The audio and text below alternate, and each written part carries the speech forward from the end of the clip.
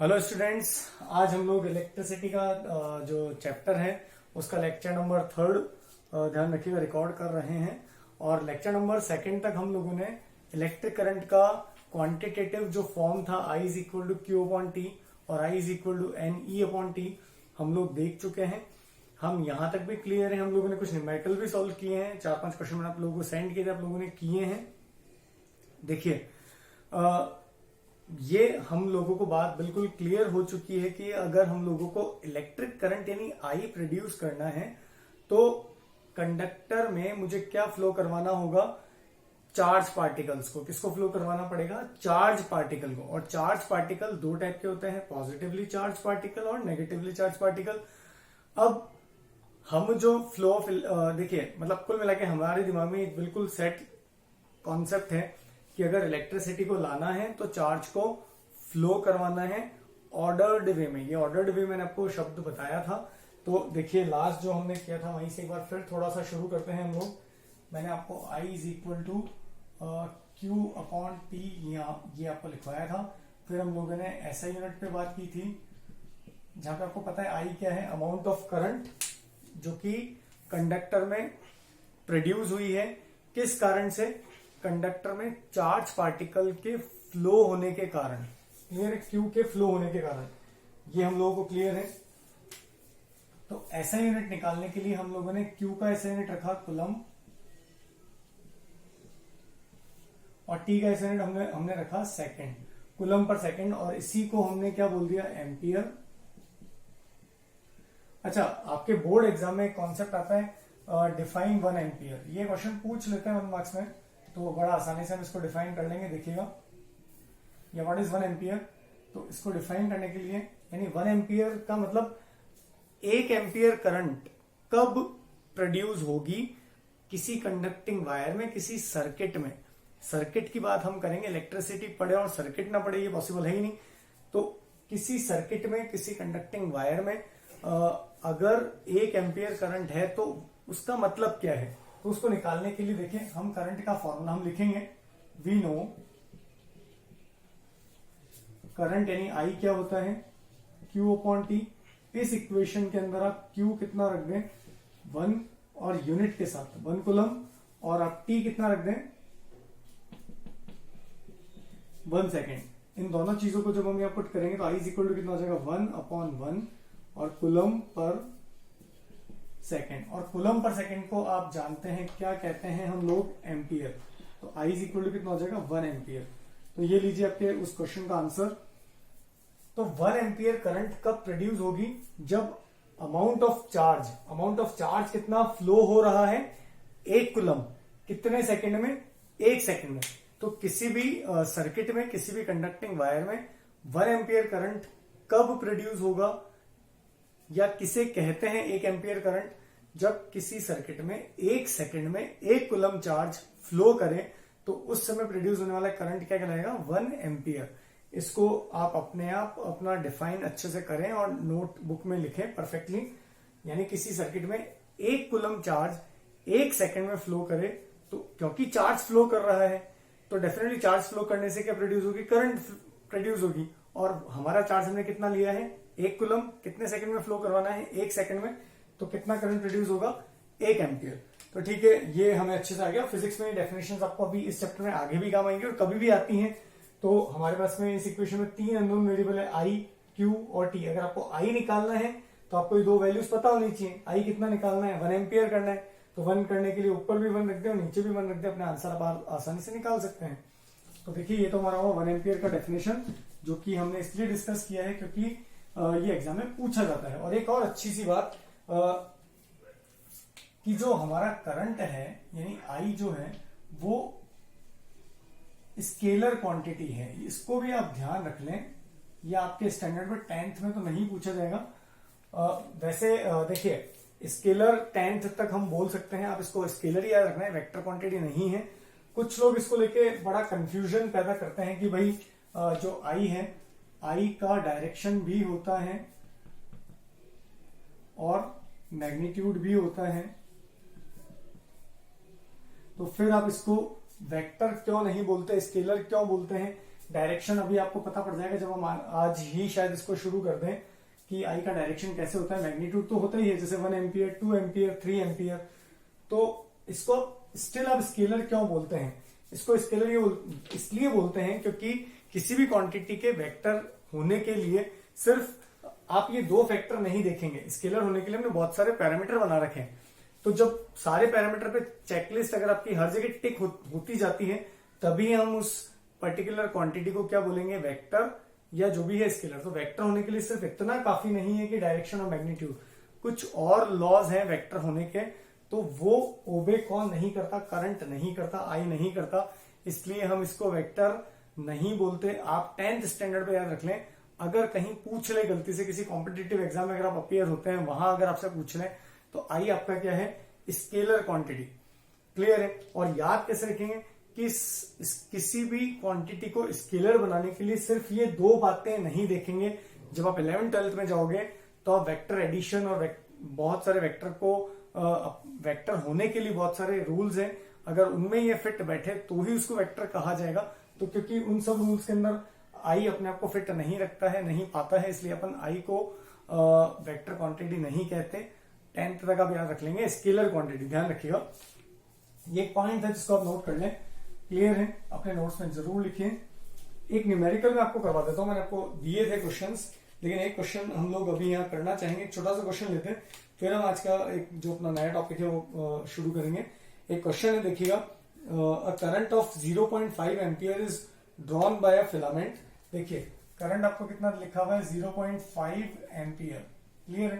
देखिए जब भी फिजिक्स में न्यूमेरिकल सॉल्व करें तो जो गिवन डेटा है उसको उनकी यूनिट के साथ लिख लें। तो इन्होंने क्वेश्चन में क्या बोला है, current of 0.5 ampere is drawn by a filament of an electric bulb for 10 minutes. अब फिलामेंट अगर आपको भी समझ में शायद नहीं आ रहा होगा, या जिन लोगों को आता है बहुत अच्छी बात है। तो आप अपने सिर्फ न्यूमेरिकल करने के लिए जो जो गिवन डेटा है उस पर कॉन्सेंट्रेट करें। तो क्या बोल रहा है वो, of an electric bulb for 10 minute. शायद ये क्वेश्चन मैंने आपको दिया भी था। आई इज इक्वल टू आपको ये दिया हुआ है, टी इज इक्वल टू कितना दिया हुआ है, 10 मिनट। क्लियर है? अब देखिए मिनट्स में लिखा हुआ है, तो ये ऐसा यूनिट टाइम की ऐसा यूनिट मिनट नहीं होती, सेकंड होती है। तो आप इसको तुरंत प्रभाव से इसको सेकंड में कन्वर्ट कर ले। कैसे करेंगे, मिनट को सेकंड में कन्वर्ट करने के लिए आप 60 से मल्टीप्लाई करेंगे, कितना हो जाएगा, 600 सेकंड, 600 सेकंड्स। क्लियर है? Find the amount of electric charge. आपको क्या पूछा है, find the amount of electric charge. आपको क्या पूछा गया, क्यू। क्लियर है?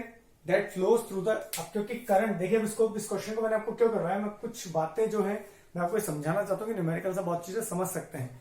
उन्होंने क्या बोला कि जो फिलामेंट है बल्ब का, वो कितनी करंट ले रहा है, 0.5 एम्पियर। तो अगर सर्किट में करंट है जैसा कि है, फिलामेंट कितनी करंट ले रहा है, आधा एम्पियर, हाफ एम्पियर। कितने टाइम में, 10 मिनट के अंदर। कितने मिनट के अंदर? जैसे अपने घर का जो बल्ब होता है, जो पुराने ओल्ड येलो जो बल्ब आते थे, वहां पे क्या लगा होता था, बल्ब के अंदर फिलामेंट लगा होता था, तो वो हीटअप होता था। हीटअप होने के लिए वो क्या लेता है, करंट लेता है। क्या लेता है, करंट। कितने करंट ले रहा है, 0.5 एम्पियर। कितने मिनट में ले रहा है, 10 मिनट्स में ले रहा है, 10 मिनट तक उसने ली। तो डेफिनेटली इस करंट को लाने के लिए किसकी आवश्यकता थी, कौन फ्लो हो रहा था, कौन बलिदान दे रहा था। क्योंकि अगर क्यू चलेंगे तो करंट पैदा होगी। आप ये लाइन रट लें, अगर चार्ज फ्लो करेंगे, चार्ज अगर चलेंगे ऑर्डर्ड मोशन में, तो करंट आएगा। तो आपको क्यू निकालना है, निकाल सकते हैं। आई इज इक्वल टू क्या होता है, Q upon 2, Q upon T. Q आपको निकालना है, तो दिस इंप्लाइज क्यू को हम लिख सकते हैं आई इंटू टी। आई कितना गिवन है हमारे पास में, 0.5। देखिए मैं बिल्कुल आपको यूनिट वाइज, आप एम्पियर लिखें या कुलम पर सेकंड लिखें, कोई इश्यू नहीं है। तो मैंने आई की जगह 0.5 एम्पियर है, या फिर मैं इसको लिख सकता हूँ 0.5 और एम्पियर को मैं क्या लिख सकता हूँ, कुलम पर सेकंड। तो मैंने इसको लिखा है कुलम पर सेकंड, और टाइम कितना दिया हुआ है मुझे, 600 सेकंड। तो देखिए सेकंड से सेकंड कैंसिल आउट, आपका आंसर कुलम में आ रहा है, और क्यू का यूनिट कुलम ही होता है। क्यू इज इक्वल टू, ये 0.5 का एक टाइम नीचे लगेगा, ये 1 0 से 1 0 कैंसिल आउट, कितना हो जाएगा, 300 कुलम। तो ये आप लोगों ने आंसर निकाला भी था। तो इसका मतलब इसको हम कैसे समझें कि 300 कुलम चार्ज कितने मिनट में फ्लो कर रहा है, 10 मिनट में। क्या प्रोड्यूस करने के लिए, 0.5 एम्पियर करंट प्रोड्यूस करने के लिए। तो ये दिमाग में क्लियर रखें कि अगर करंट को प्रोड्यूस करना है, कुछ अमाउंट ऑफ करंट लाना है, तो आपको किसको फ्लो करवाना होगा, चार्ज को फ्लो करवाना पड़ेगा। मुझे उम्मीद है कि ये क्वेश्चन आपको बहुत कुछ जो अब तक हमने थ्योरी पढ़ी है उसको समझाने में कामयाब रहा है। सिर्फ आपको ध्यान रखना है कि चार्ज को फ्लो करवाना है ऑर्डर्ड तरीके से, ध्यान रखिएगा, एक सीक्वेंस में। उसकी बात कर रहे हैं हम डेफिनेटली आने वाले कुछ समय के अंदर। तो एक न्यूमेरिकल। अब देखिए यहां तक आप लोगों को मैं 100% उम्मीद करता हूं कि आपको बहुत अच्छे से अपने कॉन्सेप्ट आप बनाए होंगे आप लोगों ने। इसके बाद देखिएगा, देखिए हम लोगों ने बार बार बात की है कि इलेक्ट्रिसिटी प्रोड्यूस करने के लिए मुझे किसको फ्लो करवाना है, चार्ज को फ्लो करवाना है। तो आप देखिए एक टॉपिक आपके एनसीईआरटी में येलो बॉक्स में लिखा हुआ है, हाउ चार्ज पार्टिकल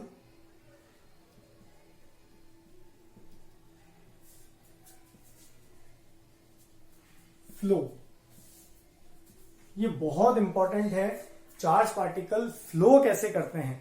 अब देखिए आप इस जो भी ये आपके एनसीईआरटी में येलो बॉक्स में दिया हुआ है और उसमें बहुत इंपॉर्टेंट टर्मिनोलॉजी उन्होंने लिखी है। मैं इसको थोड़ा सा हाईलाइट करके लिखूं।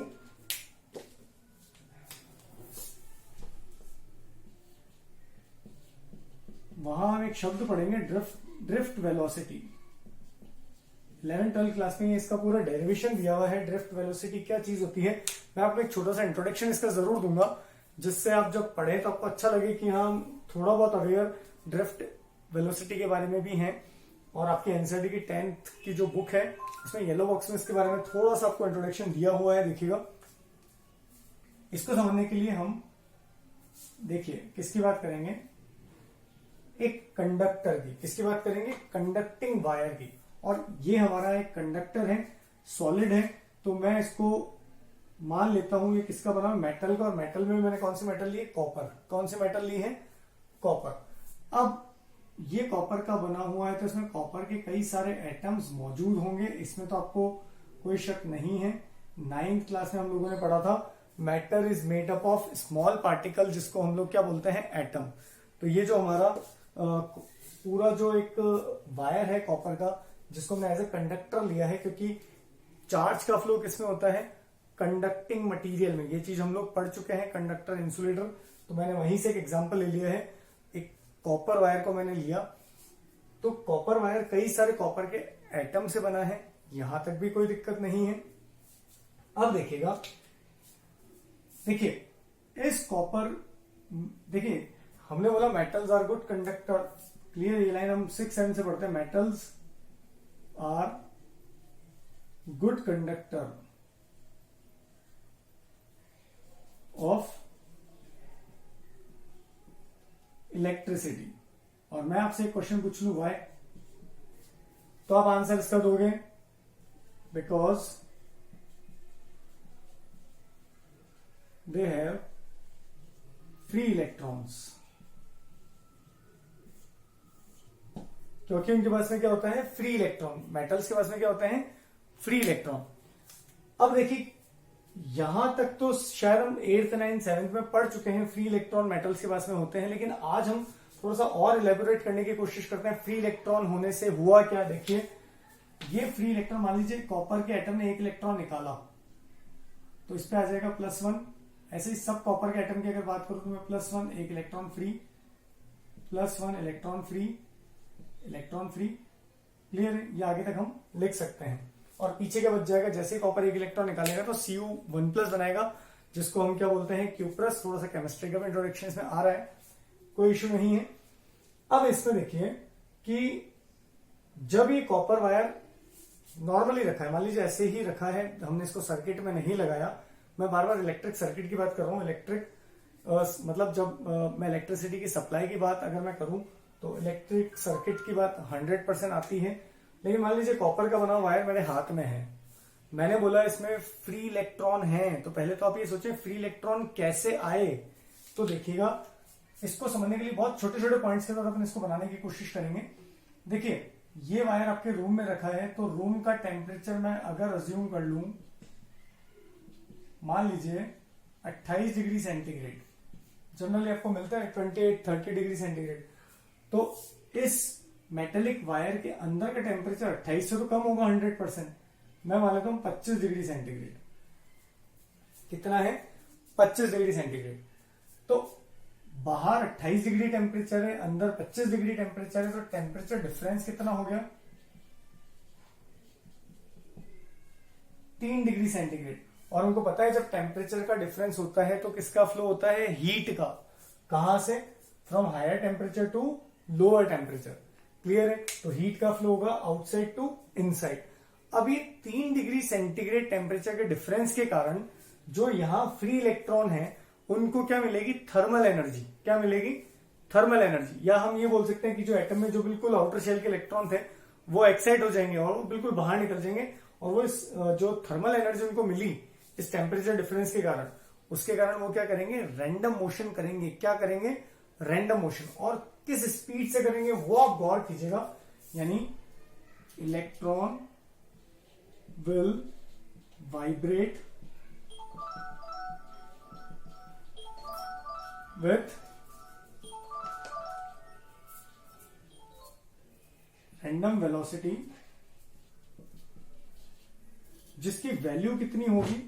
नियरली इक्वल टू 10⁵ मीटर पर सेकेंड। जिसकी वैल्यू कितनी होगी? 10⁵ मीटर पर सेकेंड। अब आप इसको गौर से देखें, ये जो रैंडम मोशन ऑफ इलेक्ट्रॉन है उसका स्पीड कितना है? 10⁵ मीटर पर सेकेंड। तो यानी इलेक्ट्रॉन इस स्पीड से वाइब्रेट कर रहे हैं, मूव कर रहे हैं। तो जैसे आप उस लोहे के वायर को या कॉपर के वायर को छुएंगे तो डेफिनेटली क्या जाना चाहिए? करंट आ जाना चाहिए। लेकिन ऐसा नहीं होता। आप किसी ओपन वायर को, आप कॉपर वायर को ऐसे ही छूते हैं तो उसमें कोई करंट नहीं आता, जबकि वहां पर इलेक्ट्रॉन 10⁵ मीटर पर सेकेंड की स्पीड से क्या कर रहे हैं? कि वेलोसिटी से क्या कर रहे हैं? रैंडमली मूव कर रहे हैं। रैंडमली मूव का मतलब एक इलेक्ट्रॉन मान लीजिए इधर मूव कर रहे हैं, एक इलेक्ट्रॉन मान लीजिए इधर मूव कर रहे हैं, एक इलेक्ट्रॉन मान लीजिए इधर मूव कर रहे हैं, एक इलेक्ट्रॉन मान लीजिए इधर मूव कर रहे हैं।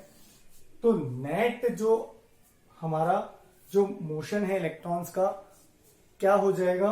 जीरो। नेट मोशन क्या हो जाएगा? जीरो।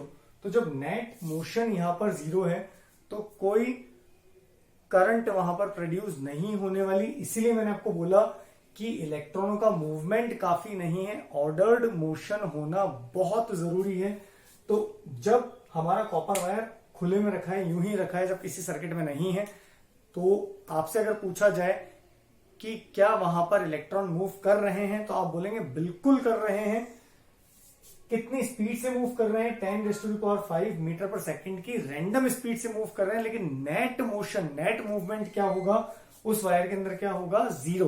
तो जब नेट मोशन नहीं है, नेट मूवमेंट नहीं है, तो क्या इस वायर में कोई करंट पैदा होगी? नहीं। The answer is no. तो फिर इसमें करंट प्रोड्यूस करने के लिए हम क्या करें? हमने भी एक शब्द यूज किया कि भाई ड्रिफ्ट वेलोसिटी की हम लोग बात करना चाहते हैं। तो हम क्या करें? देखिए, जब हम इस वायर को, देखिएगा यहां तक आप लोगों को समझ में आ जाना चाहिए। हम लोगों ने एक वायर लिया, वहां पर हमने बोला कि अगर इसको ये रूम में रखा है ऐसे ही, तो यहां पर ये कॉपर से बना हुआ है, किसी मेटल से बना हुआ है, तो क्योंकि metals are good conductor of electricity, तो हमने देखा क्यों? क्योंकि जैसे ही हमने इसको रूम में रखा तो बाहर का टेम्परेचर आप मान लीजिए 30 डिग्री सेंटीग्रेड है, अंदर का उससे कम होगा, तो मान लीजिए आप 27 डिग्री 28 डिग्री है। तो जो 2-3 डिग्री टेम्परेचर का जो डिफरेंस है, और इसके कारण से बाहर के एनवायरमेंट से अंदर तक क्या पहुंचेगी? हीट पहुंचेगी, जो कि बहुत इनफ है इलेक्ट्रॉनों को बहुत ज्यादा एक्साइट करने के लिए। कितना एक्साइट करने के लिए? इतना एक्साइट कि इलेक्ट्रॉन रैंडमली मूव कर रहे होंगे 10⁵ मीटर पर सेकेंड।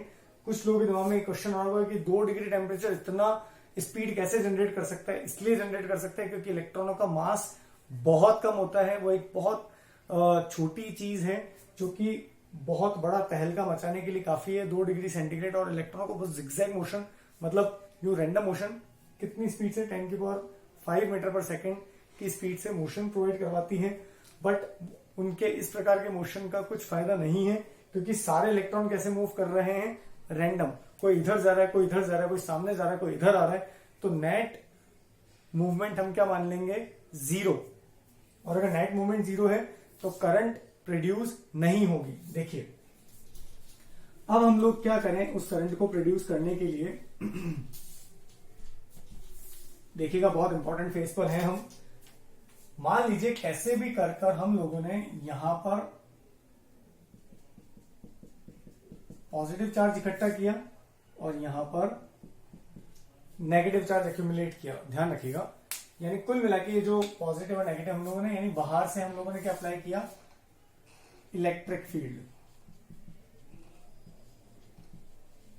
ये टर्म हमारे काम की नहीं है, आप थोड़ा सा ध्यान रखें। 11th में आप इसको बहुत ज्यादा अच्छे से पढ़ेंगे।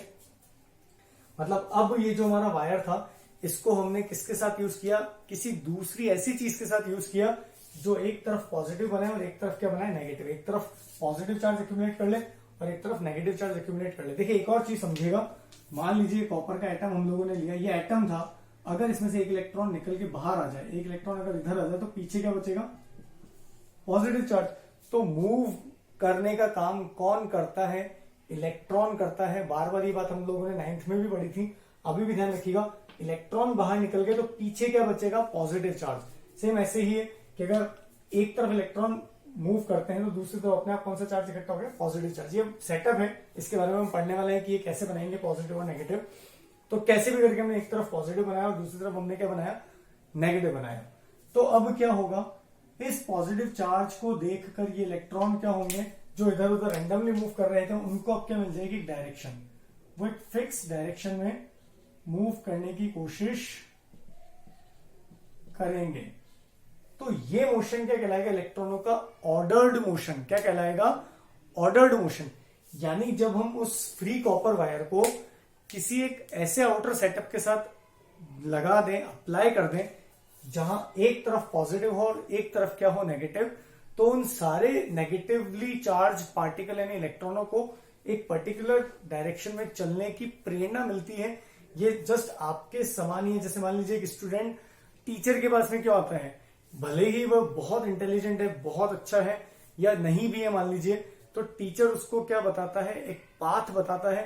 अगर मान लीजिए बहुत ज्यादा अच्छा बच्चा है, बहुत ब्रिलियंट बच्चा है, तो भी उसको एक गाइडेंस की जरूरत है, क्योंकि एनर्जी हमेशा वन वे में होगी, एक पर्टिकुलर डायरेक्शन में होगी, तभी आप कोई आउटपुट निकाल सकते हैं। तो ऐसे इलेक्ट्रॉन जब वायर में, जब वो कमरे में वायर पड़ा था कॉपर का, तो उसमें भी इलेक्ट्रॉन मूव कर रहे थे और स्पीड कितनी थी, 10 की पावर 5, नियरली इक्वल टू 10 की पावर 5 मीटर पर सेकेंड की स्पीड से इलेक्ट्रॉन चल रहे थे, लेकिन कोई करंट प्रोड्यूस नहीं कर पाए।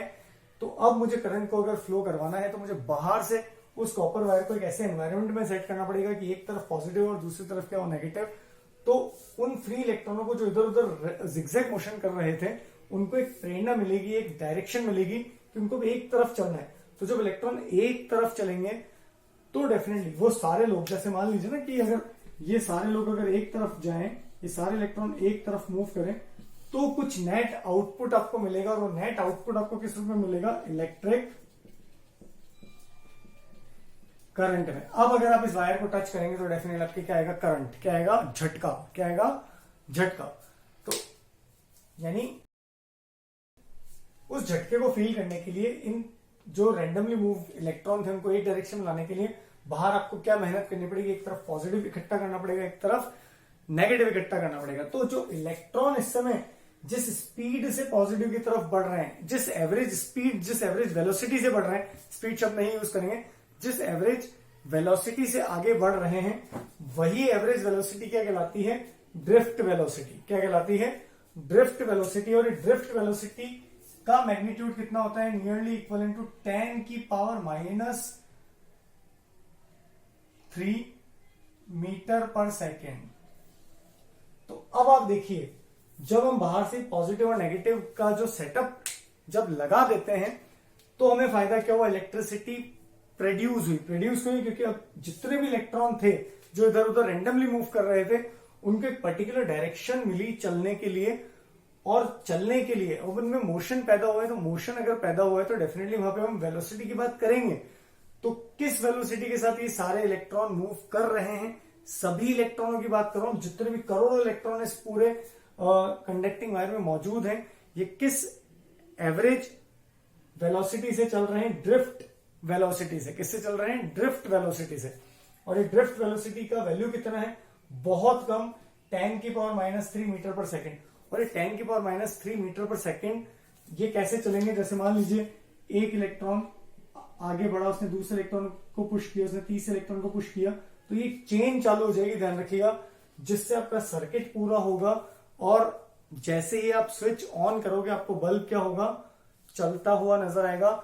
एक और छोटा सा पॉइंट मैं आपको बता दूं, ड्रिफ्ट वेलोसिटी का मतलब आपको क्लियर हो जाना चाहिए। ड्रिफ्ट वेलोसिटी का मतलब क्या है कि जैसे ही आपने बाहर से क्या लगाया, एक पॉजिटिव नेगेटिव का सेटअप लगाया, मैं इसको और टर्म प्रोवाइड कराऊंगा बाद में, लेकिन आप अभी ऐसे ही समझ लें। किस पर, उसको जो आइसोलेटेड कॉपर वायर था जो रूम में ऐसे ही रखा हुआ था, जैसे उसको अपने एक पॉजिटिव नेगेटिव टर्मिनल से जोड़ा, जो रेंडमली मोशन में इलेक्ट्रॉन थे उनको चलने के लिए क्या मिली, एक डायरेक्शन मिली, और जिसके कारण से जो वाइब्रेटिंग इलेक्ट्रॉन थे जिनकी स्पीड कितनी थी, 10⁵ मीटर पर सेकेंड, बहुत ज्यादा स्पीड से वाइब्रेट करने वाले इलेक्ट्रॉनों को एक डायरेक्शन मिली। और अब सबसे बड़ा क्वेश्चन आता है कि ये इलेक्ट्रॉन किस स्पीड से चल रहे हैं, ड्रिफ्ट वेलोसिटी से चल रहे हैं। और इसका वैल्यू कितना है ये कैलकुलेट किया है 12th 11th में, इसका डेरिवेशन है 10⁻³ मीटर पर सेकेंड, जो कि बहुत कम है। तो लोगों के दिमाग में क्वेश्चन आता है कि इतना कम क्यों हुआ।